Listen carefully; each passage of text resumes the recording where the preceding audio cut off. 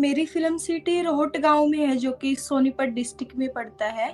और मेरे हुँ, पास ऐसा कोई नोटिस नहीं आया किसी प्रकार का, क्योंकि अगर कोई नोटिस आता तो मैं उसका रिप्लाई करती, या मैं उसके बारे में सोचती, या मैं अपने कलाकार लोगों को इकट्ठा करती कि मेरी फ़िल्म सिटी हटाने की बात की जा रही है, लेकिन ऐसा कुछ भी नहीं हुआ, कोई नोटिस नहीं आया।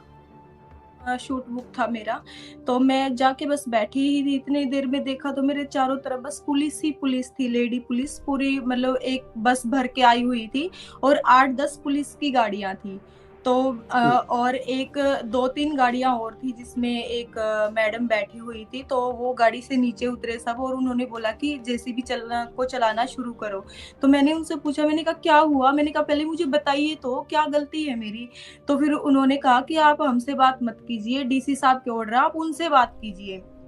तो मैंने कहा मुझे टाइम तो दो बात करने का, आप तोड़ क्यों रहे हो? जैसे ही वो आए तो उन्होंने जी तोड़ना शुरू कर दिया। तो मैंने कहा आप मुझे टाइम तो दो। जैसे-तैसे करके मैंने डीसी साहब को कॉल किया, तो मैंने कहा कि मेरी फ़िल्म सिटी तोड़ रहे हैं, आप मेरी मदद कीजिए प्लीज़ आके। तो और कह रहे कि आपका ऑर्डर है। तो उन्होंने कहा कि मेरा ऐसा कोई भी ऑर्डर है नहीं है, और मुझे तो कुछ मालूम भी नहीं है। तो उन जो मैडम थी, एटीपी हैं वो, उनका नाम है अंजू जून।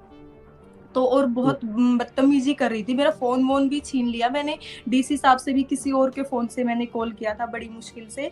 फिर मैंने उनको कहा, मैंने कहा देखिए मेरी डीसी साहब से बात हुई है, तो उनके कोई भी ऑर्डर नहीं है, आप बंद कर दीजिए प्लीज़। सामान पड़ा हुआ है, बहुत कीमती सामान है अंदर, और आप रोक दीजिए प्लीज़, मुझे आप टाइम दीजिए। मैं सीएम साहब से भी बात करूँगी, मैं आपको सारी चीज़ें क्लियर करूँगी, अगर आपके मन में कोई इश्यू है या फिर कोई ऑर्डर है तो वो मुझे दीजिए।